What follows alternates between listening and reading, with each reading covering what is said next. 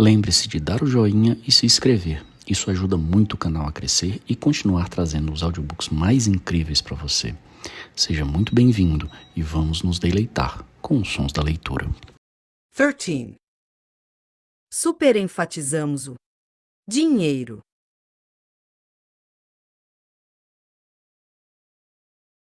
Na virada do século, ou seja, em torno do ano 2000, Dan Ariely, mais jovem, estava querendo comprar um sofá para seu escritório no Instituto de Tecnologia de Massachusetts, MIT. A pesquisa que fez o levou a um bom sofá que custava $200. Pouco depois, achou outro sofá de um designer francês que custava $2.000. Era bem mais interessante, mais baixo e sentar nele dava uma sensação diferente. Mas não estava claro se era mais confortável ou se cumpriria melhor seu papel de sofá. Certamente não parecia valer a pena pagar 10 vezes o preço do outro. Mas Dan comprou o sofá sofisticado mesmo assim. Desde então, quando convidados de todos os tipos vêm ao seu escritório, tem dificuldade em se abaixar até o nível do sofá e ainda mais dificuldade ao se levantar. Não vamos alimentar os boatos de que Dan manteve esse sofá com a simples natalidade de torturar os visitantes.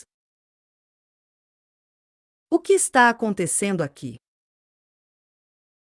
Dan teve dificuldade em avaliar a experiência de longo prazo oferecida pelo sofá sofisticado. Ele o testou sentando nele por uns minutos, mas as verdadeiras questões eram quão confortável seria o sofá após sentar-se nele por mais de uma hora. O sofá se mostrou bem confortável, e como seus convidados se sentiriam ao usá-lo, ao que se revelou, não tão bem assim. Passados muitos anos, Dan agora sabe que certos convidados não se sentem confortáveis sentando tão baixo assim e que têm dificuldade ao se levantar. Sem um meio de responder a essas perguntas na época da compra, e portanto sem um meio de saber quão adequado seria o sofá às suas necessidades, Dan usou uma heurística simples: caro deve significar bom. Portanto, comprou o sofá caro. Dan não é o único a usar essa estratégia de decisão. Você comeria uma lagosta barata? Que tal um caviar com desconto ou um foie gras numa loja cheia de promoções? Os restaurantes não dão descontos nessas iguarias por causa da nossa forma de lidar com o preço e aos sinais poderosos que ele envia.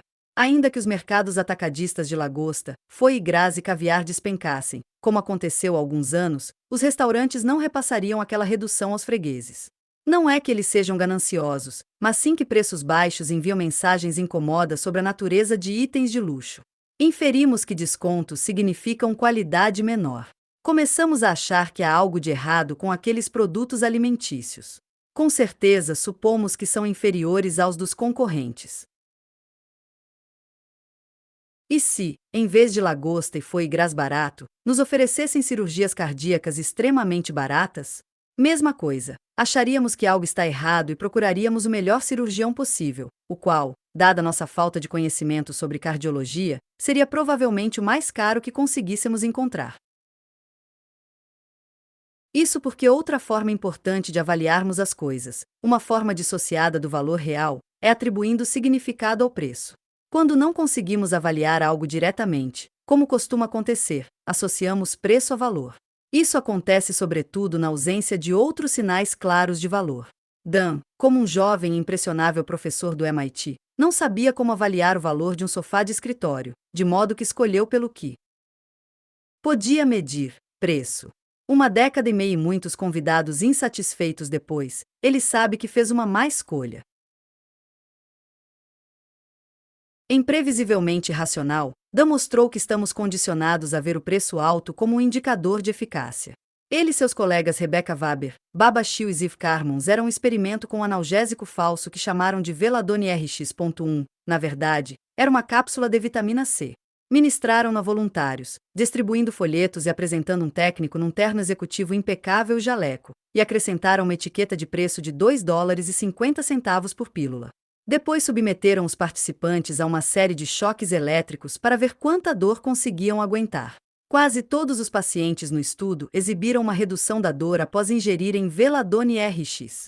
Quando Dan e seus companheiros realizaram o mesmo experimento usando uma etiqueta de preço de $0,10 por pílula, o alívio da dor que os pacientes experimentaram foi de aproximadamente metade daquele com o uso da pílula de $2,50. Baba, Ziv e Dan ampliaram aquelas descobertas usando bebidas energéticas da marca Sobe. Naquele experimento, Como já mencionado, aqueles que tomaram a bebida com textos afirmando que aumentava o desempenho realmente mostraram um desempenho melhor em todo tipo de tarefa mental. Outro experimento revelou que aqueles que receberam bebidas energéticas com desconto no preço tiveram um desempenho pior do que os que ingeriram as bebidas com o preço original. Outro experimento indicou que aqueles que ganharam as bebidas com desconto esperavam que elas fossem piores, e de fato as viram como piores por conta dos sinais enviados pelo preço. 2. Quer faça sentido ou não, um preço alto sinaliza um valor alto. No caso de coisas importantes como assistência médica, comida e roupas, também sinaliza que o produto não é vulgar ou de baixa qualidade. Às vezes a ausência de baixa qualidade é tão importante quanto a presença de alta qualidade. Tia Susan pode não pagar $200 por uma camisa, mas se esse é o preço normal da JCPenney, pela lógica alguém deve estar disposto a pagar esse valor. Portanto, deve ser um produto de altíssima qualidade. Sorte de tia Susan ter conseguido uma daquelas camisas sofisticadas de $200 por $120. O telefone celular Vertu oferece o mesmo serviço e as mesmas funções da maioria dos outros celulares, mas quem tem poder aquisitivo paga entre $4.200 e $20.000 pela honra de tocar a musiquinha do jogo Angry Birds num símbolo de status prestigioso. Com certeza ninguém pagaria tanto se não valesse. Alguém deve ter raciocinado, e aí foi em frente e comprou um Vertu. Em outra plataforma tecnológica disponível por apenas um dia, porque foi rapidamente removido, houve um aplicativo de iPhone chamado Sou Rico. Ele simplesmente exibia algumas palavras de afirmação sobre ser rico. Não fazia nada além disso. Custava $9.99.99. 8 pessoas compraram. Gostaríamos de convidar aquelas 8 pessoas para conversar conosco sobre algumas outras oportunidades igualmente promissoras. Os preços não deveriam afetar o valor, o desempenho ou o prazer, mas afetam. Somos treinados para tomar decisões rápidas baseadas em quantias de dinheiro em cada transação econômica, e, especialmente na ausência de outros indicadores de valor, é isso que fazemos. Lembre-se de que a ancoragem e a coerência arbitrária mostram que a simples exibição de um preço pode afetar nossa percepção do valor. O primeiro preço que vemos associado a um produto âncora nossa avaliação dele, e nem precisa ser um preço. Pode ser um número arbitrário como uma inscrição na Previdência Social ou o número de países da África. Vejamos o vinho, o melhor caminho para ganhar o estômago de um homem, que, como ouvimos dizer, é então o caminho para seu coração. Quanto maior o preço de uma garrafa de vinho, mais gostamos dele. Os indícios são claros. Quando sabemos quanto estamos gastando no que estamos bebendo, a correlação entre preço e prazer é fortíssima. E não importa muito qual é o vinho. 3 Entretanto, usar o preço para inferir a qualidade é uma avaliação razoavelmente grosseira. O impacto do preço sobre essa qualidade inferida poderia se reduzir se conseguíssemos julgar o vinho de outras formas. Se conhecemos sua procedência, quando foi cultivado, porque isso importa, ou se conhecemos o enólogo pessoalmente. Situações incertas. Tudo bem, mas com que frequência conhecemos o enólogo? Ou seja, com que frequência conhecemos os detalhes relevantes que nos permitiriam avaliar objetivamente o valor de um safari ou um item, ou um safari cheio de itens? Raramente. Como vimos, de modo geral não temos a menor ideia de quanto algo deveria custar. Sem referências, não temos nenhuma capacidade independente de realmente avaliar algo, sejam fichas de cassino, preços de imóveis ou Tilenol. Estamos à deriva no mar de incerteza quanto ao valor financeiro. Em momentos como esses, o dinheiro torna-se a dimensão óbvia. É um número. Oferece clareza. Podemos compará-lo a várias opções. E por ser fácil pensar no dinheiro dessa forma literal, aparentemente precisa, prestamos atenção demais nele em detrimento de outros fatores. E por que isso acontece? Bem, trata-se do nosso amor à precisão. Existe um ditado que diz que, no tocante às nossas decisões em geral, e mais especificamente às nossas decisões financeiras, a psicologia nos fornece uma resposta vagamente certa e a economia nos dá uma resposta precisamente errada. Adoramos a precisão e a ilusão de precisão, porque nos dá a sensação de que sabemos o que estamos fazendo, especialmente quando não sabemos. O estranho sobre o dinheiro é que, embora não entendamos o que seja, ele é mensurável. Sempre que encontramos um produto ou uma experiência com muitas propriedades diferentes junto com um atributo preciso e comparável, dinheiro, Tendemos a superenfatizar aquele atributo específico por ser mais fácil fazê-lo. É difícil medir e comparar características como sabor, estilo ou desejabilidade.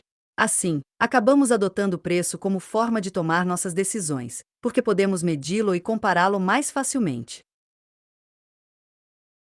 As pessoas com frequência dizem que prefeririam ser o funcionário com salário mais alto de uma empresa do que aquele com salário mais baixo, ainda que isso signifique ganhar menos dinheiro. Pergunte por aí se as pessoas prefeririam ganhar R$ 25.000 por mês e ser o chefão ou ganhar R$ 28.000 mensais e não ser, e elas escolherão os R$ 28.000. Faz sentido? Sim. Mas, se fizermos a mesma pergunta com um foco diferente, obteremos uma resposta bem diferente. Quando perguntamos às pessoas se seriam mais felizes se ganhassem R$ 25.000 por mês e fossem a pessoa com maior cargo ou se ganhassem R$ 28.000 mas não fossem, as mesmas opções com os mesmos parâmetros, apenas enquadrada em termos de felicidade, elas dizem que seriam mais felizes ganhando apenas R$ 25.000 mensais. A diferença entre como as pessoas respondem ao problema em geral versus quando voltado para a felicidade deve-se ao fato de que é muito fácil pensar apenas no dinheiro. Na ausência de outro foco específico, o dinheiro é o foco padrão. Quando pensamos em algo como um emprego, embora haja muitas coisas que entrem em jogo, o dinheiro é tão específico, preciso e mensurável que vem à mente mais rapidamente e desempenha um papel maior em nossa decisão. Para examinarmos um exemplo mais trivial do mesmo princípio, vejamos nosso pesadelo ao escolhermos um telefone celular. Existem muitos fatores: tamanho da tela, velocidade, peso, pixels da câmera, segurança, dados, cobertura. Dados todos esses fatores, que peso você deveria dar ao preço? Bem, conforme aumenta a complexidade de um produto, basear-se no preço vira uma estratégia relativamente mais simples e atraente, de modo que focamos no preço e ignoramos grande parte das complexidades dessa decisão. Dentro do mesmo espírito, como aprendemos na discussão da coerência arbitrária, muitos de nós temos dificuldade em comparar um tipo de produto ou experiência com outro bem diferente. Ou seja, não usamos os custos de oportunidade para comparar um Toyota com férias ou 20 jantares caros. Em vez disso, comparamos coisas na mesma categoria: carros com carros, telefones com telefones, computadores com computadores, itens com itens. Imagine que compramos o primeiro iPhone, que era o único smartphone na época. Não havia nenhum produto semelhante para comparar, assim, com que haveríamos de compará-lo? Sim, Palm Pilot e BlackBerry já existiam então, mas o iPhone estava tão à frente que era uma categoria completamente diferente de produto. Como iríamos descobrir se valia o preço? Quando a Apple lançou o iPhone, o preço nos Estados Unidos era de $600. Algumas semanas depois, a empresa reduziu o preço para $400. Aquilo criou uma categoria nova com que comparar o iPhone, o primeiro iPhone, que era, na verdade, o mesmo iPhone por um preço diferente. Uma vez que existem vários produtos em uma categoria, o dinheiro torna-se uma forma atraente de compará-los, o que pode, por sua vez, nos levar a superenfatizar o preço. Damos ênfase à diferença de preço. Uau, está $200 mais barato, em vez de darmos ênfase às outras qualidades, e claro que continuamos ignorando os custos de oportunidade. O dinheiro não é o único atributo facilmente usado como elemento de comparação. Outros atributos, se os quantificarmos, podem também funcionar do mesmo modo. Mas esses atributos, se não os quantificarmos, são difíceis demais de usar.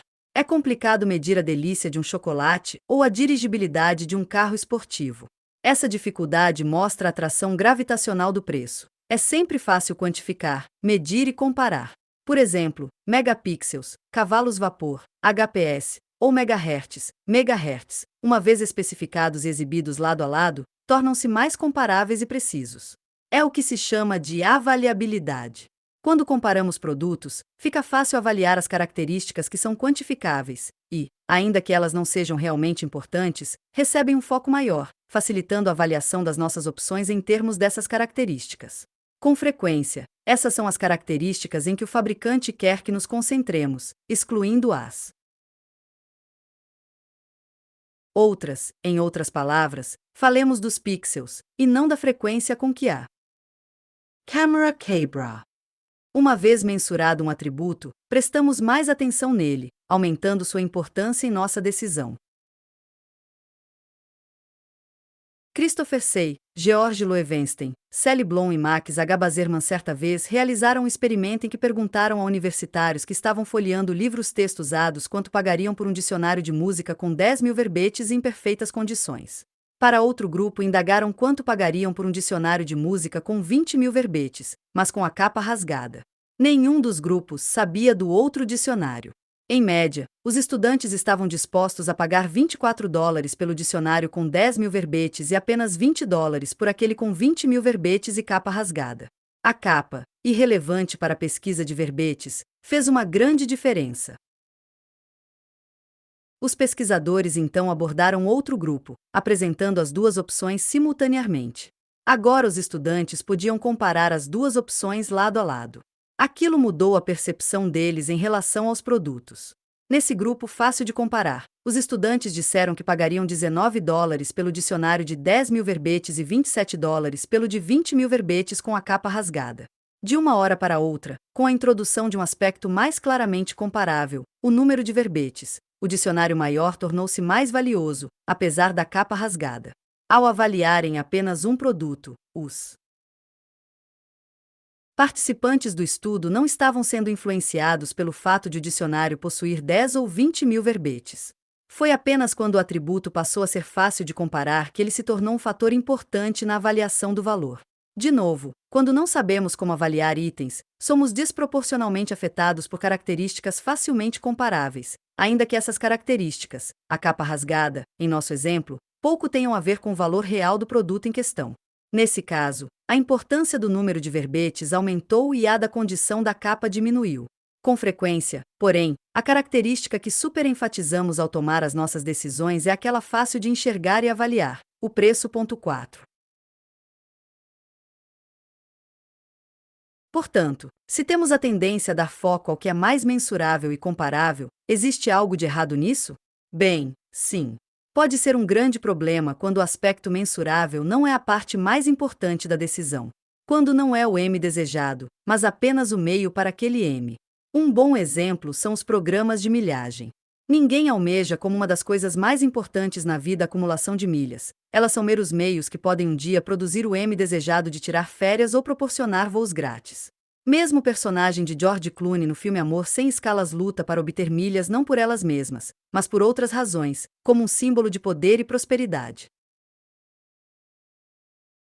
Embora poucas pessoas considerem que acumular a maior quantidade de milhas seja fundamental para se ter uma vida digna de ser vivida, é tentador acumular tudo que possa ser fácil de medir. Como comparamos 10.000 milhas adicionais com 4 horas adicionais de relaxamento em uma praia? Quantas milhas equivalem a 1 hora de relaxamento? O dinheiro funciona do mesmo jeito. Não é o objetivo final da vida, mas um meio para um M. Mas como o dinheiro é bem mais tangível do que felicidade, bem-estar e propósito, tendemos a concentrar nossas tomadas de decisão no dinheiro em vez de focarmos nossas metas supremas, mais significativas. Queremos ser felizes e saudáveis e curtir a vida. Coisas mensuráveis como milhas, dinheiro e indicações para o M estão entre os meios mais fáceis de medir nosso progresso. As pessoas com frequência optam por percorrer rotas malucas só para obter mais milhas, em um processo que na verdade reduz a felicidade geral de quem viaja, por conta de atrasos de voos, assentos desconfortáveis e horários pouco convenientes. Vencendo o jogo da vida. Ah, sim, a vida. E o dinheiro. E tudo aquilo que é importante. O dinheiro é um indicador de valor e importância, o que, na maior parte do tempo, é algo bom. Nossa vida é individual e coletivamente mais animada, enriquecida e livre graças ao dinheiro. Mas não é tão legal assim quando o papel do dinheiro como indicador de valor e de importância se estende para partes da vida além dos produtos e serviços. Já que o dinheiro é mais tangível do que as necessidades humanas, como amor, felicidade e o riso de uma criança, com frequência damos ênfase ao dinheiro como indicador do valor de nossa vida. Quando paramos para pensar nele, sabemos que o dinheiro não é a parte mais importante da vida. Ninguém jamais mente em seu leito de morte desejando ter passado mais tempo ao lado do próprio dinheiro. Mas como o dinheiro é bem mais fácil de medir, e menos assustador de examinar, do que o sentido da vida, seja qual for, podemos voltar nossa atenção para ele. Vejamos como o trabalho de um artista é valorizado em uma economia moderna que não paga pela criação de conteúdo como antigamente. Já que o dinheiro é a forma como nossa cultura é o valor, não ser pago por seu trabalho pode ser insultante e desmoralizador, embora o dinheiro não seja, provavelmente, o objetivo da arte. Muitos dos grandes artistas da história dependiam de protetores generosos, do tipo que não existe mais, ou morriam pobres. E isso na época em que não precisavam competir por atenção com Candy Crush e modelos do Instagram.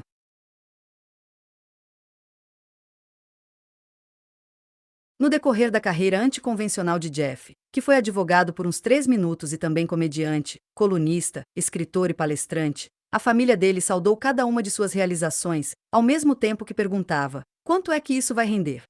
Por um longo tempo, aquilo o incomodou, porque parecia insensível e indiferente, um sinal de que não entendiam o valor real do que ele vinha fazendo. Bem, não entendiam o que ele vinha fazendo, mas não estavam sendo indiferentes. Estavam tentando entender usando-a pergunta sobre dinheiro como um substituto na tentativa de aprender. Buscar termos monetários foi uma ponte para eles traduzirem os passos intangíveis e incompreensíveis que Jeff estava dando em uma linguagem que pudessem entender: o dinheiro. De início, foi uma diferença dolorosa entre como Jeff e as pessoas à sua volta viam o mundo. No entanto, quando ele percebeu que não era só crítica, mas também uma tentativa de entendimento, aquilo se tornou uma ponte de linguagem em comum. Ajudou-os a analisar o que ele vinha fazendo e a acrescentar julgamentos, valores, conselhos e apoio. Desse modo, puderam ridicularizar as escolhas dele com críticas, olhares de descrença sutis e piadas baseadas na realidade. Claro que, embora certo foco no dinheiro seja desejável, poderíamos dizer que deixamos as partes úteis desse foco para trás faz tempo e estamos agora avançando sem objetivo pelos mares da incerteza financeira, totalmente obcecados pelo dinheiro. Terra a terra, maçã a maçã, pó ao pó. Deveríamos perceber que o dinheiro é apenas um meio de troca. Permite que troquemos coisas como maçãs, vinho, mão de obra, férias, educação e moradia. Não deveríamos atribuir simbolismo a ele, mas sim tratá-lo pelo que é: uma mera ferramenta para que obtenhamos aquilo de que precisamos, que queremos e a que aspiramos, agora, daqui a pouco e bem mais tarde também. Existe a velha expressão de como é difícil comparar alhos com bugalhos. Se trocarmos os dois para maçãs e laranjas, por exemplo, você vai ver com mais clareza que não é verdade. Comparar as frutas é bem fácil. Ninguém fica olhando para as duas refletindo se prefere a maçã ou a laranja. Quando valorizamos as coisas pelo prazer que nos dão, a chamada avaliação hedonística direta, sabemos com bastante certeza qual opção esperamos que nos dê mais prazer. O difícil é comparar maçãs com dinheiro. Quando introduzimos dinheiro na equação, tornamos as decisões bem mais difíceis e nos expomos a erros. Definir quanto dinheiro equivale ao prazer que esperamos obter de uma maçã é um exercício de cálculo perigoso. Dessa perspectiva, uma estratégia de tomada de decisões financeiras útil é fingir que o dinheiro não existe. E se removêssemos o dinheiro da equação de tempos em tempos? E se, em vez de ficar pesquisando sobre as próximas férias, quantificássemos a soma que elas custariam em termos de filmes que poderíamos ver ou vinhos que poderíamos beber? E se olhássemos o guarda-roupa que queremos renovar para o inverno e calculássemos quantos tanques de gasolina ou reparos de bicicleta ou dias de folga custaria? E se, em vez de pesquisar a diferença de preços entre duas TVs de tela grande, pensássemos nessa diferença de preços como um jantar com amigos no restaurante 14 horas extras de trabalho e só então decidíssemos se vale a pena ou não substituir nossa TV?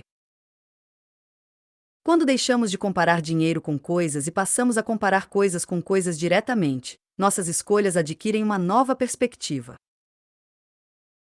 Esse processo pode ser mais fácil de ser aplicado e útil quando se trata de grandes decisões. Imagine que temos a opção de comprar uma casa bem grande e gastar um dinheirão com financiamento imobiliário, ou uma casa média com financiamento menor. Fica difícil comparar essas opções quando as condições estão em prestações mensais, pagamento inicial ou entrada, taxas de juros e por aí vai. A decisão fica ainda mais difícil quando todos os envolvidos no processo, os vendedores, os corretores, a instituição financiadora, querem que gastemos mais para comprar a casa maior. E se não pensássemos em termos de dinheiro? E se disséssemos, quer saber, a casa maior me custa o mesmo que a casa menor mais um mês de férias, um semestre da faculdade para cada um dos meus filhos e 3 anos de trabalho adicional antes da aposentadoria. Sim, posso comprar, mas talvez não valha a pena trocar todas essas coisas por um banheiro extra e um terreno maior. Ou talvez façamos esse cálculo e, mesmo assim, decidamos que a casa maior vale a pena. Ótimo! Mas ao menos estamos tomando uma decisão perspicaz levando em conta algumas formas alternativas de usar nosso dinheiro. Esse método de comparação direta não é necessariamente a abordagem mais eficiente ou mesmo a mais racional. Seria contraproducente reservar tempo para traduzir cada transação financeira em uma análise de custos de oportunidade que não envolvesse unidades monetárias. Mas é um bom exercício para avaliarmos nossa capacidade de tomada de decisões, particularmente quando enfrentamos decisões maiores. O dinheiro é uma maldição e uma bênção. É maravilhoso dispor do dinheiro como meio de troca, porém, como aprendemos, ele muitas vezes nos desencaminha, influenciando-nos a focar as coisas erradas. Como um antídoto, uma dose de reenquadramento que não envolva dinheiro nos dá uma ajudinha de tempos em tempos. Analise as escolhas não tão óbvias entre coisas e outras coisas em vez de entre coisas e dinheiro. Se estiver satisfeito com a escolha, vá fundo. Se não, reavalie. E reavalie de novo. E de novo. Seja qual for a nossa condição social, acreditamos que seja importante que, em vez de pensarmos em decisões de vida em termos de dinheiro, pensemos nelas em termos de vida. O dinheiro no comando.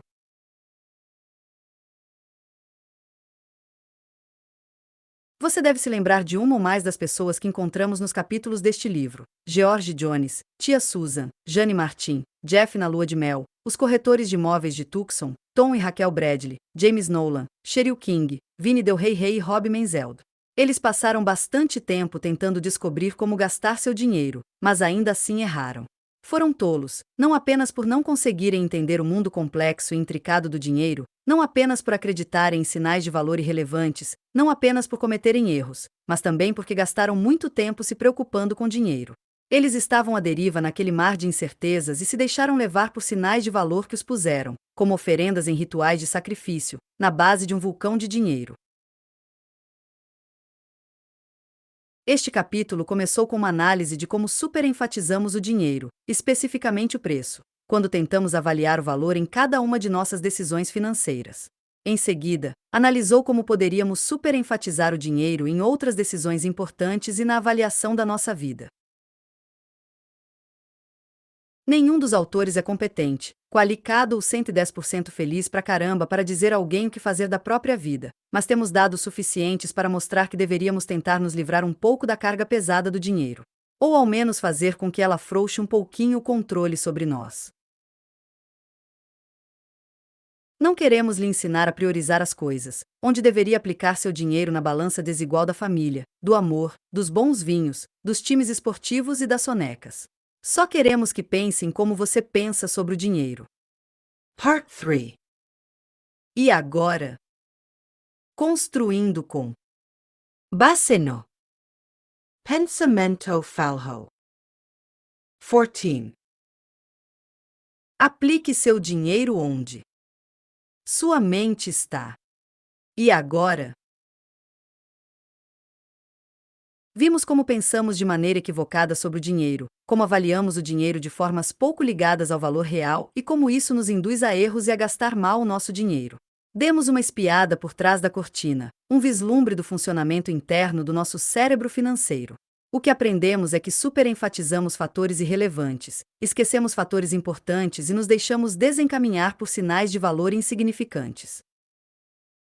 Então, como deveríamos pensar sobre o dinheiro? Quais são as soluções para todos os nossos problemas? Temos certeza de que alguns de vocês saltaram para o M deste livro a M de descobrir. Muitos podem estar fazendo isso enquanto folheiam na livraria.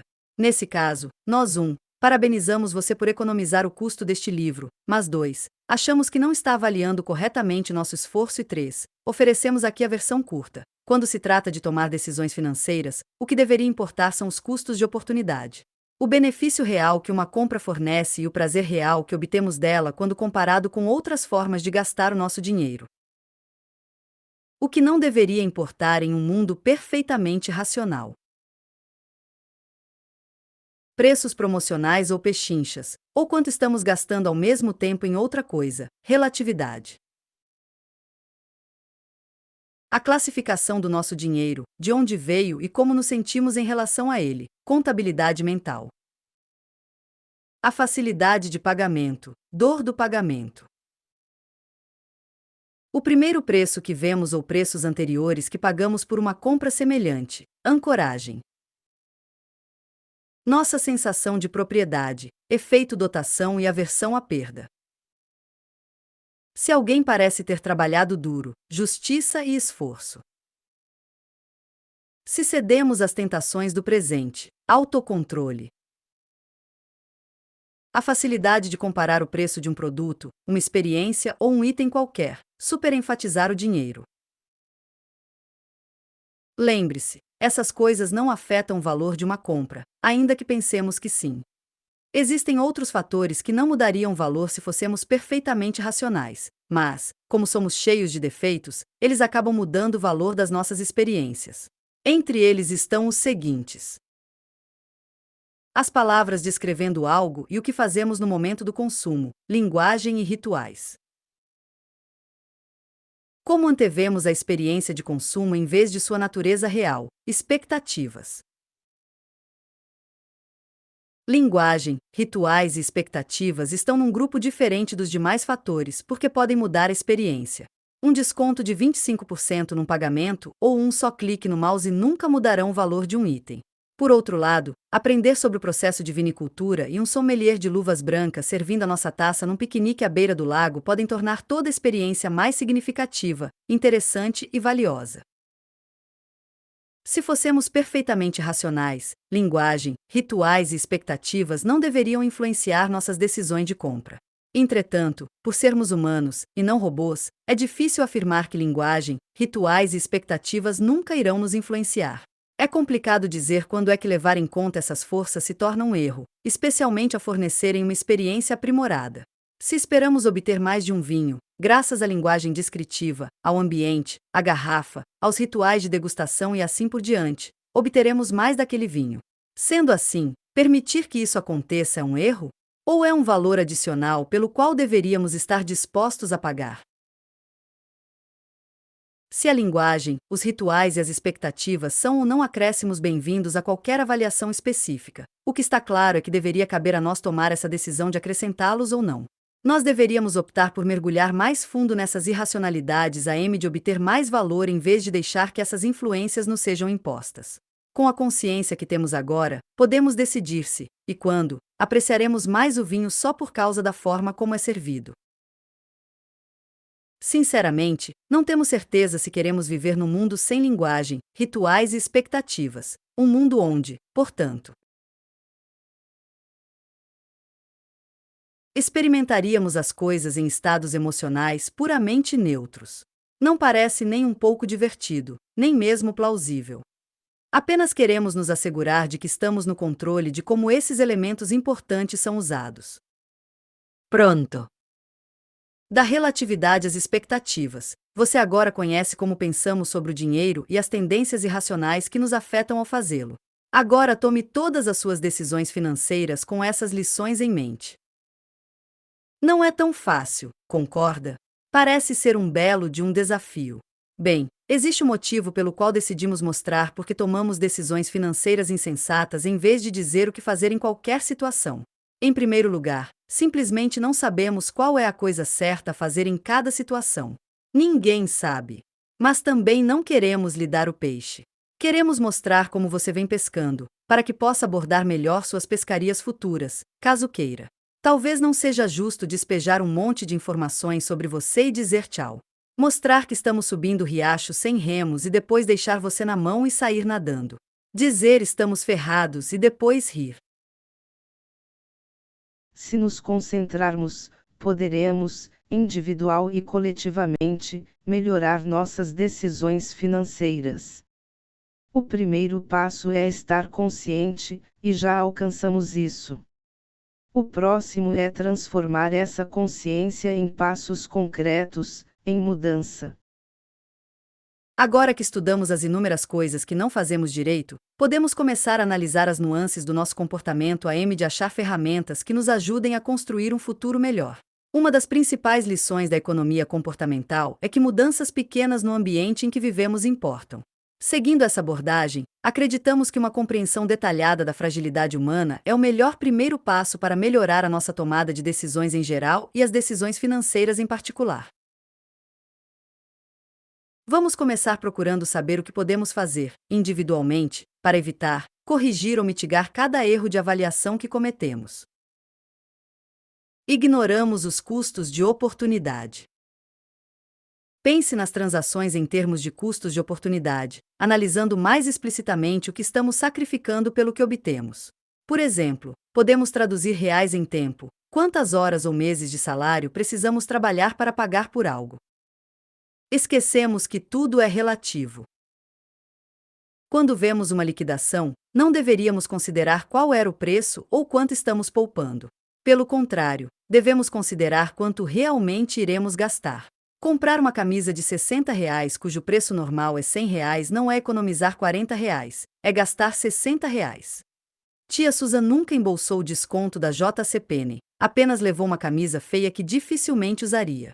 Ou melhor, que seu sobrinho nunca usaria. Quando se trata de compras grandes e complexas, podemos tentar decompor nossos gastos. Ou seja, quando compramos algo com muitas opções, como um carro ou uma casa, deveríamos julgar cada item adicional em separado. Devemos tentar não pensar em porcentagens. Quando o dado nos é apresentado em porcentagens, por exemplo, 1% dos ativos administrados, devemos fazer o trabalho extra e descobrir quanto dinheiro realmente está em jogo. O dinheiro no nosso bolso é tangível, existe em valores absolutos. R$ 100 são R$ 100. Se são 10% de uma compra de R$ 1.000 ou 1% de uma de R$ 100.000, continuam comprando os mesmos 100 bombons. Compartimentalizemos. Orçamento pode ser útil, mas lembre-se deste princípio simples: o dinheiro é intercambiável. Cada real é o mesmo. Seja qual for sua origem, nosso emprego, uma herança, um bilhete de loteria, um roubo de banco ou nosso trabalho noturno como baixista de uma banda de rock, não custa sonhar. O dinheiro é todo nosso e pertence, na verdade, à conta geral nosso dinheiro.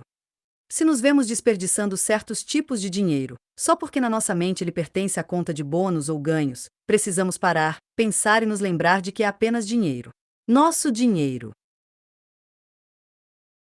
Ao mesmo tempo, deveríamos nos lembrar de que a contabilidade mental para categorizar nossos gastos pode ser uma ferramenta de orçamento útil para quem não consegue fazer cálculos de custos de oportunidade constantes e instantâneos. Ou seja, para todos nós. Por um lado, trata-se de uma ferramenta potencialmente perigosa, porque nos deixa vulneráveis às incoerências na forma como usamos o dinheiro. Mas, por outro lado, se empregada corretamente, pode nos ajudar a permanecer próximos o bastante da maneira como queremos gastar o nosso dinheiro. Evitamos a dor. A dor do pagamento pode ser a mais ardilosa e terrível de todas as formas como fazemos besteira com o dinheiro. Conservar certa dor do pagamento ao menos nos ajuda a analisar o valor das nossas opções e os custos de oportunidade inerentes. A dor nos ajuda a parar antes de comprar e a pensar se deveríamos ou não gastar dinheiro naquele momento. Ajuda-nos a avaliar os custos de oportunidade. O problema, é claro, é que as pessoas que criam sistemas de pagamento não compartilham do nosso desejo de desacelerar, analisar alternativas e pensar. Por isso, a melhor solução para a dor do pagamento talvez seja não usar cartões de crédito. Ou talvez a ainda mais simples, dê um beliscão em si mesmo sempre que gastar dinheiro para que realmente sinta a dor do pagamento. Mas esse pode não ser um plano financeiro sustentável, já que as contas médicas vão acabar superando as outras despesas. Ok, sabemos que não é realista parar de usar cartões de crédito de uma hora para outra. Mas deveríamos desconfiar das últimas tecnologias financeiras, especialmente daquelas projetadas para exigir menos do nosso tempo e da nossa atenção e facilitar que nos separemos do nosso dinheiro. Não demorará para que certo tipo de piscadela seja uma opção de pagamento. Não caia nessa. Confiamos em nós mesmos. Confiar em nós mesmos, em nossos julgamentos, nossas escolhas e reações aos preços que encontramos no passado, costuma ser considerado algo bom. Com e no seu instinto, o guru da autoajuda pregoa, cobrando caro. Geralmente não é uma boa ideia, em particular no contexto dos gastos. Quando se trata de gastar, confiar em nossas decisões passadas contribui para os problemas de ancoragem, comportamento de manada e coerência arbitrária. Assim, deveríamos questionar números aparentemente aleatórios, preços sugeridos propositalmente expostos e produtos com preços absurdamente altos. Ao ver um par de sapatos de R$ 2.000 ou um sanduíche de R$ 150, cuidado com o segundo par ou o segundo sanduíche mais caro. Além de questionar os preços fixados pelos outros, deveríamos também questionar os preços que nós mesmos fixamos. Deveríamos evitar fazer certas coisas o tempo todo, como beber um expresso de R$ 7 só porque sempre fizemos isso. De vez em quando, precisamos parar e questionar os hábitos que vimos nutrindo há um tempão. Aqueles que não aprendem com seus próprios históricos de gastos estão fadados a repeti-los. Deveríamos indagar se o café mais caro vale realmente esse custo maior ou se um combo de TV a cabo vale R$ 220 mensais, ou se ser sócio de uma academia vale a luta para estacionar o carro só para ficar olhando o celular enquanto enfrentamos uma hora de esteira. Supervalorizamos o que temos e o que poderíamos perder. Não deveríamos confiar que as reformas da nossa casa irão aumentar o valor de revenda do imóvel. Deveríamos reconhecer que nosso gosto é singular e que outras pessoas podem ver as coisas de forma diferente. Reformar é ótimo, mas é preciso ter em mente que talvez o valor da casa só aumente para nós. Cuidado com ofertas para testar alguma coisa. Os vendedores sabem que, depois que possuímos algo, valorizaremos mais e teremos mais dificuldade em abrir mão daquilo. Custos irrecuperáveis, como o próprio nome indica, não conseguem ser recuperados. Se uma quantia é gasta, já era. Passado é passado. Ao tomar decisões, leve em conta apenas onde estamos agora e onde estaremos no futuro. Preocupamo-nos com esforço e justiça. Existe uma lição simples que todos aprendemos em algum ponto da vida, seja aos 5 anos, ao cairmos de um balanço, ou aos 30, ao sermos preteridos numa promoção: o mundo não é justo. Sentimos muito por isso. Não devemos perder tempo especulando se algo tem um preço justo. Em vez disso, vejamos quanto aquilo vale para nós. Não deveríamos abrir mão de um ótimo valor: acesso à fechadura de casa, um guarda-chuva durante um temporal, uma corrida de Uber no inverno, só para punir o fornecedor pelo que consideramos injusto. Ele provavelmente não aprenderá a lição e nós ficaremos lá fora na chuva e no frio sem conseguir entrar em casa. Podemos também estar equivocados ao julgar se um preço é justo e se exigiu ou não um grande esforço. Reconheçamos também que existe valor no conhecimento e na experiência. Chaveiros, artistas, autores de livros sobre dinheiro, o valor do trabalho deles não advém do tempo e do esforço que testemunhamos, mas do tempo e do esforço que dedicaram a desenvolver seu know-how durante toda uma vida. Artesãos aperfeiçoaram a arte de fazer seu trabalho parecer fácil, mas não é. De Picasso à criação dos filhos, às vezes os serviços mais difíceis parecem mais simples do que realmente são. Por outro lado, é bom tomar cuidado para não ser iludido pelo falso esforço. Devemos nos precaver contra o excesso de transparência. Se uma consultoria nos mostra todos os obstáculos que enfrentou para não produzir nada além da conta de R$ 100.000, é melhor reavaliar. Se uma página da web não passa de uma barra de progresso e um botão Pague Agora, melhor continuar pesquisando. Acreditamos na magia da linguagem e dos rituais. Se a descrição de algo, ou o processo de consumir algo, é prolixo e exagerado, estamos provavelmente pagando pela descrição e pelo processo, ainda que não acrescentem nenhum valor. Cuidado com a heurística do esforço irrelevante. Raramente há motivos para que se pague por um martelo artesanal. Ao mesmo tempo, lembre-se de que a linguagem e os rituais podem mudar a qualidade das nossas experiências, portanto podemos aceitá-los para aprimorar experiências, desde que estejamos conscientes disso. Supervalorizamos as expectativas.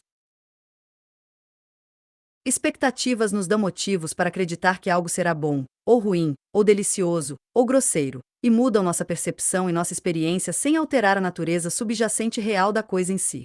Devemos estar conscientes da origem das expectativas, se é o prazer de sonhos e aspirações ou a atração irrelevante por marcas, inclinações e apresentação. Ou, nas palavras de muitos grandes filósofos e designers gracos medíocres, não julgue um livro pela capa. Quanto à linguagem e ao ritual, nós, Dan e Jeff, queremos reconhecer, de novo, que as expectativas na verdade podem alterar nossas experiências. Podemos usar tais expectativas em nosso proveito ou elas podem ser usadas por outros para tirar proveito de nós. Quando compramos uma garrafa de vinho, podemos querer nos autoinduzir a acreditar que vale R$ 20 a mais do que pagamos. Podemos deixar o vinho aerar, servi-lo numa taça elegante, girá-lo e cheirá-lo, sabendo que, com todos esses truques, será uma experiência melhor. Isso é saber usar as expectativas. O que não queremos é comprar uma garrafa de vinho porque alguém nos induziu a gastar R$ 20 mais do que deveríamos. Ouvimos o sommelier descrever a safra, taninos, prêmios, rótulos, resenhas e toques de fruto de sabugueiro e acreditamos que deve valer um dinheirão. Isso é ser usado pelas expectativas. Qual é a realidade? O sabor do vinho degustado objetivamente como um robô faria, ou será que o sabor inclui as nossas expectativas e todas as influências psicológicas à nossa volta? Na verdade, ambos são realidades. Imagine que existem duas garrafas do mesmo vinho, mas uma tem formato, cor, rótulo e recomendação diferentes. Nossas expectativas podem fazer com que experimentemos essas duas garrafas de modos bem distintos. Uma degustação às cegas, ou uma degustação por um robô, constataria que os dois vinhos têm o mesmo gosto. Só que não vivemos como robôs cegos. Bem, não estamos por dentro de tudo que está acontecendo no campo da inteligência artificial e da neurociência, portanto talvez alguns vivam assim, mas a maioria de nós permanece humana. Não deveríamos desprezar a realidade na qual nossas expectativas podem objetivamente melhorar o prazer de degustar um vinho. Isso acontece. Isso também é real. É uma escolha entre manipulação e automanipulação. Não queremos ser manipulados involuntariamente ou inconscientemente por outra pessoa, mas, se optamos por ser manipulados ou projetamos um sistema para nós mesmos seguirmos, tudo bem. Todos que já comeram uma refeição de pé em frente à pia da cozinha sabem que a mesma refeição será bem mais agradável se nos sentarmos à mesa da sala de jantar e nos deixarmos envolver pelo ambiente. Superenfatizamos o dinheiro. O preço é apenas um dos muitos atributos que sinalizam o valor das coisas. Pode ser o único atributo que conseguimos entender facilmente, mas não é o único que importa. Pense na possibilidade de usar outros critérios, ainda que sejam difíceis de medir. Estamos todos flutuando naquele mar turbulento de incerteza. Não deixe que a ideia de valor de outra pessoa, ou seja, o preço, se torne aquilo a que você se agarra para se salvar. Um preço não passa de um número e, embora possa ser uma parte poderosa de uma decisão, não significa nem deve significar tudo. Em linhas gerais. Quando não temos nenhuma ideia específica sobre o valor de um item, deveríamos dar uma pesquisada. Procure na internet, investigue, pergunte às pessoas. Com a quantidade maciça de informações disponíveis hoje em dia, não temos desculpa para não nos munirmos de conhecimento.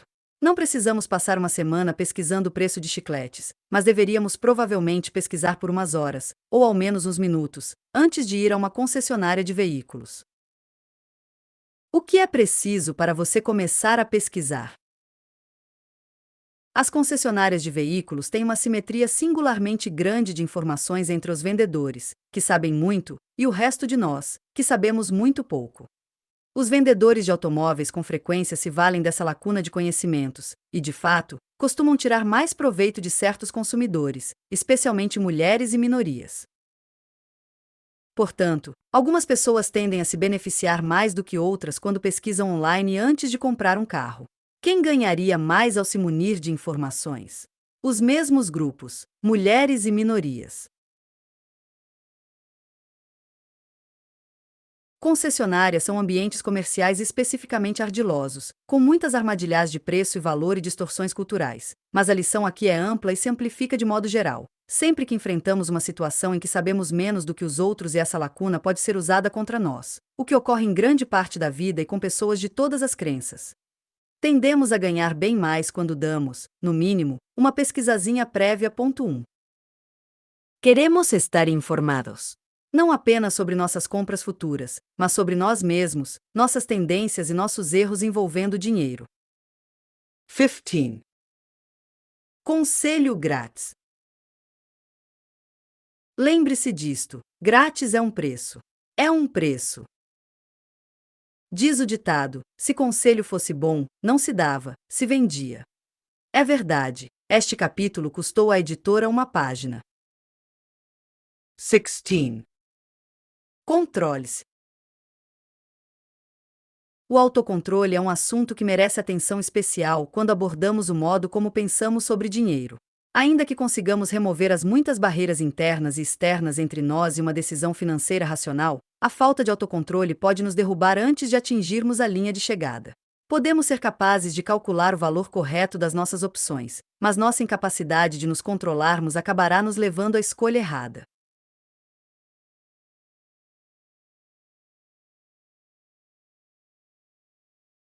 Procure sempre se lembrar disto. Nossa falta de autocontrole se deve ao fato de desconsiderarmos o futuro, por não estarmos emocionalmente ligados a ele, e também à falta de força de vontade para superar as tentações do presente. Portanto, como podemos aumentar o autocontrole? Conectando-nos com nosso futuro e resistindo à tentação. É claro que é mais fácil falar do que fazer. De volta para o futuro. Pensamos em nosso futuro como uma pessoa à parte. Por isso, poupar para o futuro pode dar a sensação de estar oferecendo dinheiro a um estranho em vez de a nós mesmos. Um antídoto para isso é nos reconectarmos com o nosso futuro. Howard Schultz vem estudando há algum tempo como poderíamos superar essa falha. Em geral, as descobertas resumem-se a uma ideia poderosa: usar ferramentas simples para nos ajudar a imaginar nosso futuro de forma mais nítida, específica e palpável. 2 Pode ser tão simples como uma conversa imaginária com o eu mais velho nosso. Ou podemos escrever uma carta à nossa versão mais velha. Podemos também simplesmente pensar sobre quais serão nossas necessidades, nossos desejos, nossas maiores alegrias e nossos piores arrependimentos específicos quando tivermos 65, 70, 95, 100 anos. Conversar com nosso futuro é um passo útil para mudarmos nosso pensamento e desenvolvermos mais força de vontade de resistir à tentação do agora. Não precisamos ter uma conversa sarcástica, negativa. Não, o meu eu jovem não poupou nada. Agora vivo numa caixa de papelão.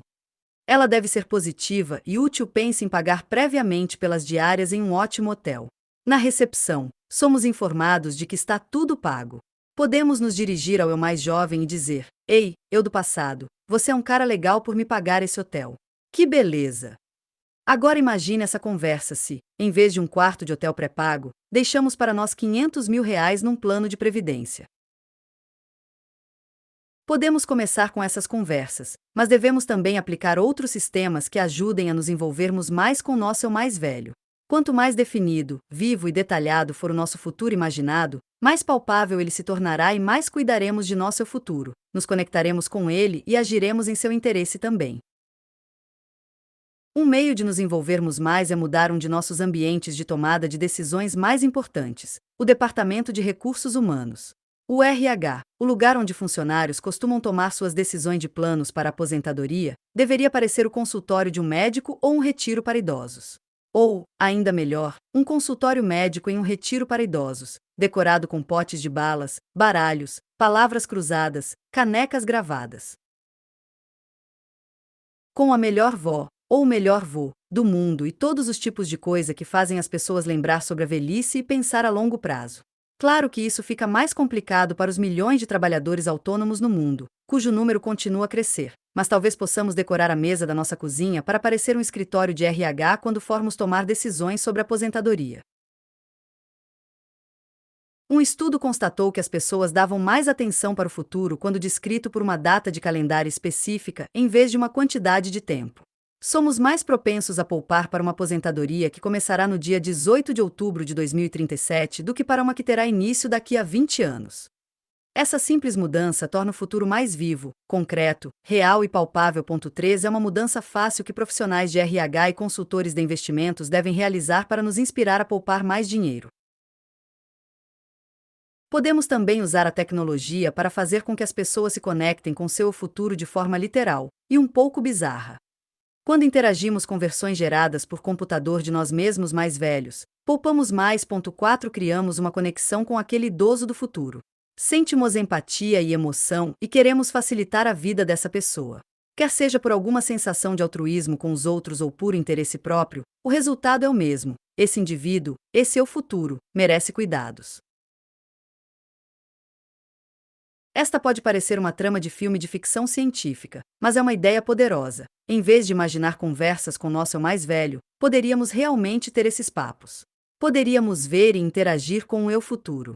Claro que com certeza a gente vai perguntar quais foram os números sorteados na loteria e os resultados dos jogos de nossos esportes favoritos. Mas, se isso falhar, ao menos estaremos mais inclinados a reservar mais dinheiro para essa pessoa que agora vemos com bem mais detalhes. E a olhar para nós, poderíamos também querer comer melhor e praticar mais exercícios. E nos hidratarmos, pelo amor de Deus, gente. Vamos lá passar creme na pele. Claro que a maioria de nós não pode dar uma passeada pelo futuro usando realidade virtual enquanto é descontada ou paga as contribuições para a Previdência Social. Então, como podemos democratizar essa ideia de ver o nosso eu mais velho? Talvez nossos contra-cheques ou cartões de crédito devessem conter uma foto do nosso rosto modificado para parecer mais velho.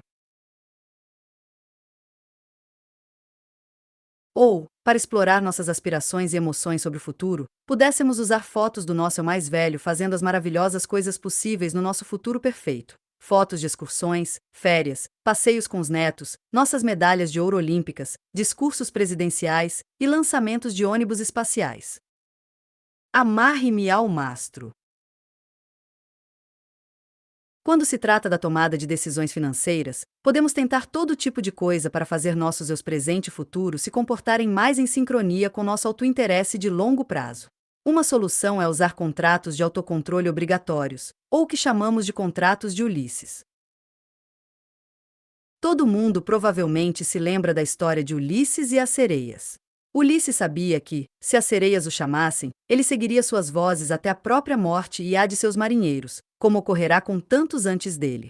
Ele queria ouvir as sereias, mas, percebendo que não conseguiria resistir aos compassos mitológicos, pediu aos marinheiros que o amarrassem no mastro da embarcação.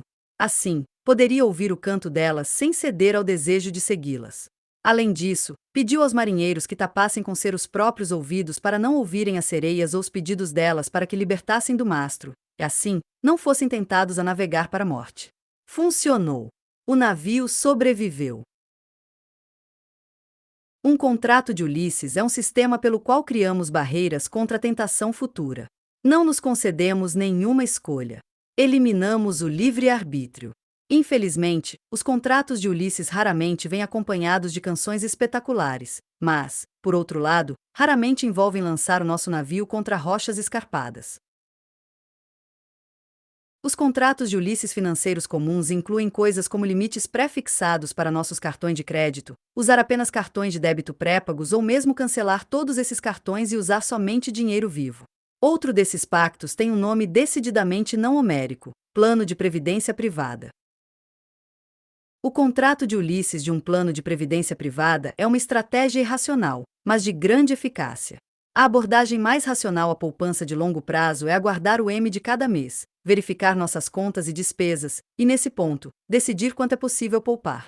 Mas claro que, se seguirmos essa estratégia de M de mês, todos sabemos o que ocorrerá. Jamais pouparemos, exatamente como Rob Mansfield com suas motocicletas e sua casa cheia de equipamentos eletrônicos. Então o que fazemos? Escolhemos uma estratégia irracional, nos comprometendo previamente com um tipo e uma quantidade de poupança, ainda que não saibamos de quanto dinheiro disporemos ou precisaremos a cada mês. Ao menos estamos reconhecendo nossas falhas no autocontrole e executando uma ação que nos ajudará a tomar as decisões que gostaríamos de tomar todo mês. O plano de previdência privada, e outros instrumentos semelhantes, com certeza não é a estratégia ideal, mas é melhor do que não fazer nada. O importante é que essa abordagem depende de uma decisão simples e única que funciona para nós no longo prazo. Só precisamos superar a tentação uma vez em vez de 12 vezes ao ano.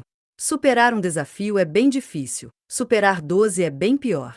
Reduzir a tentação é um bom meio de tomar decisões melhores. Tornar as contribuições para aposentadoria e poupança opção automática e padrão, obrigando-nos a optar ativamente por parar de poupar, é outra abordagem inteligente. Além de eliminar os problemas mensais previsíveis de equilibrar a poupança para o futuro com as tentações e necessidades do presente, eliminamos também até a barreira da inscrição única e inicial. Se aderimos a um plano de previdência, seja empresarial ou pessoal, a inércia e a nossa inclinação à preguiça operam a nosso favor, aumentando nossa tendência a não mudar nada e poupar para a aposentadoria antes de qualquer coisa.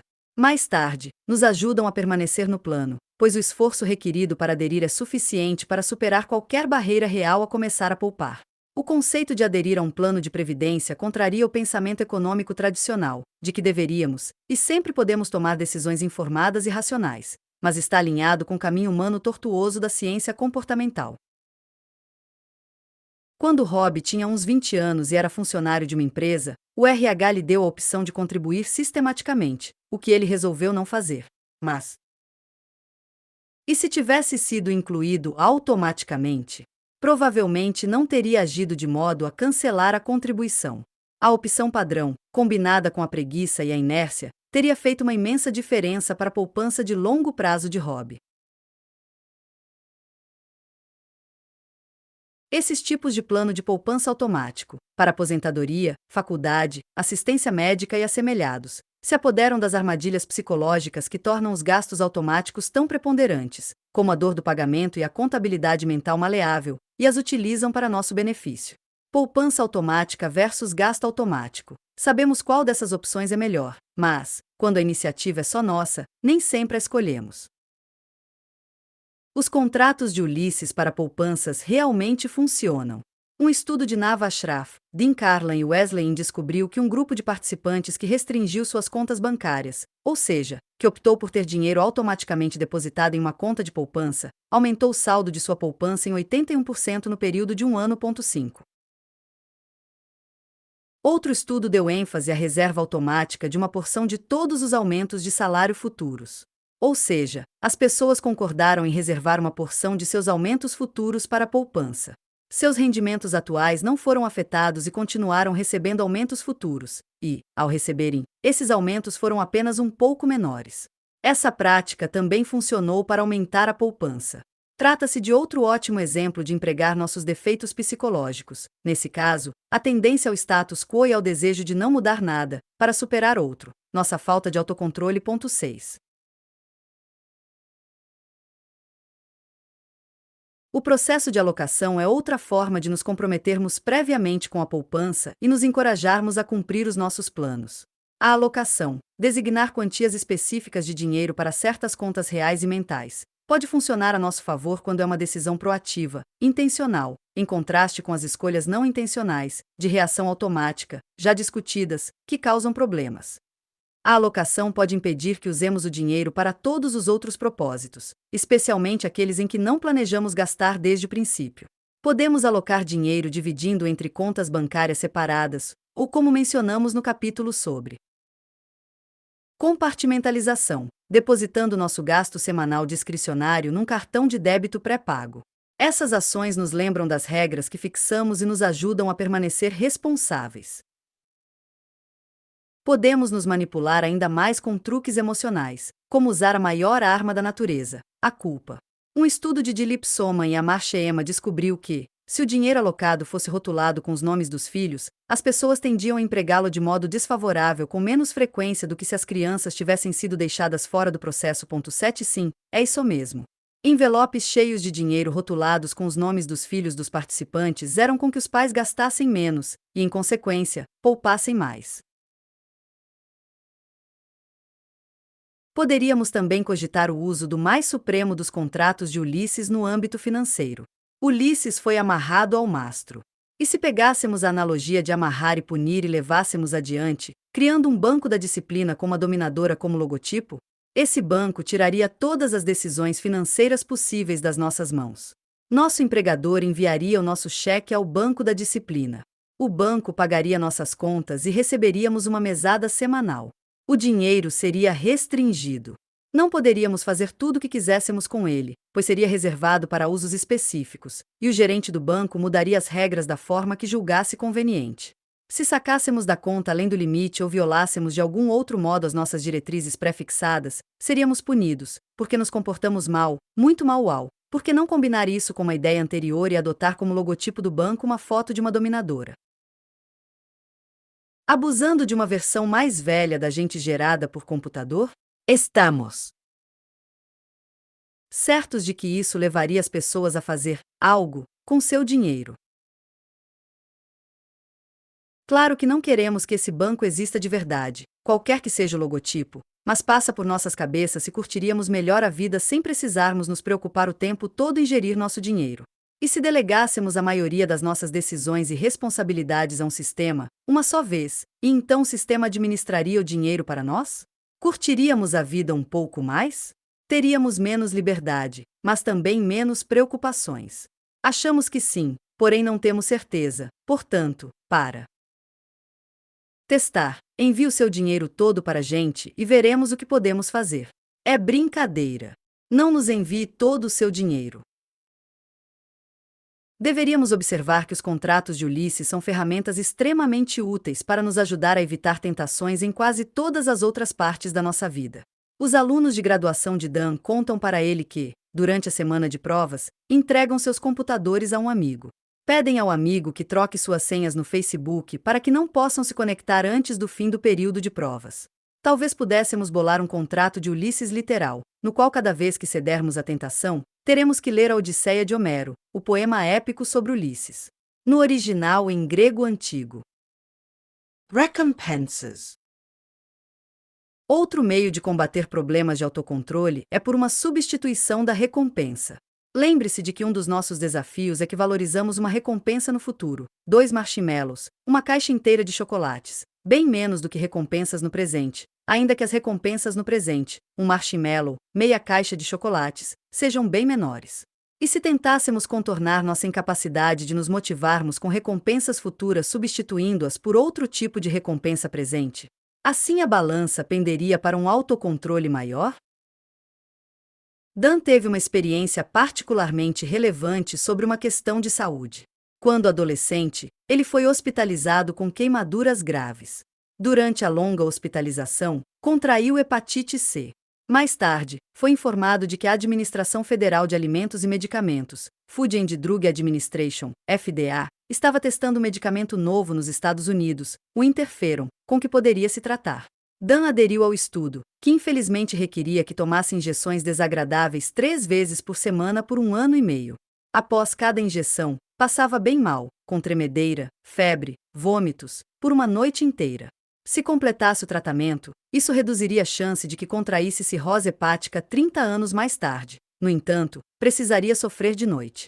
Eis um exemplo de sacrifício no presente para alcançar ganhos no futuro de forma bem clara e extrema. Dan seguiu em frente e completou o tratamento. Mais tarde descobriu que foi o único paciente que aceitou se submeter àquele horrível regime médico. Ele não conseguiu persistir no plano por ser algum tipo de super-homem ou por ser melhor do que nós, mas porque entendeu a substituição da recompensa.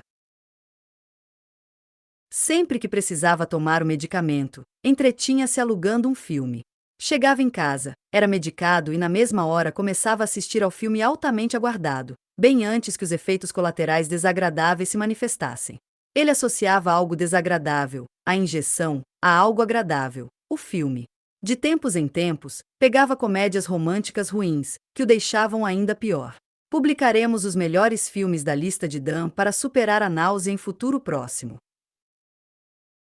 Dan não se preocupou em conectar-se com seu eu futuro. Não se concentrou nos benefícios de viver uma vida mais saudável. Aqueles benefícios futuros, ainda que empiricamente importantes, não podiam competir com os custos presentes dos efeitos colaterais horríveis. Em vez de entender a importância de cuidar do próprio futuro, ele mudou seu ambiente presente. Deu a si mesmo uma razão menos importante, no entanto bem mais imediata e tangível, os filmes, para perseverar no sacrifício atual. Em vez de dar ênfase ao motivo mais importante, só que menos tangível, livrar-se da hepatite C, para o sacrifício, dando destaque a algo bem menos importante, um filme, porém imediato. Trata-se de um caso típico de substituição da recompensa.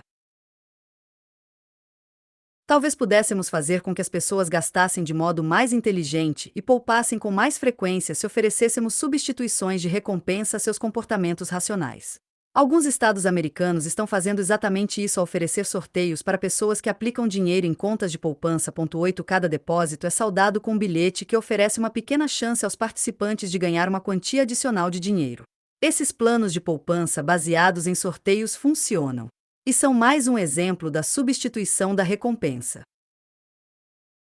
Existem, sem dúvida, várias outras formas de combater problemas de autocontrole em muitas situações diferentes. No mínimo, precisamos estar conscientes de que nossa falta de autocontrole sempre representa um obstáculo ao sucesso mesmo daqueles sistemas de tomada de decisões financeiras brilhantes que dissecaremos nas próximas páginas.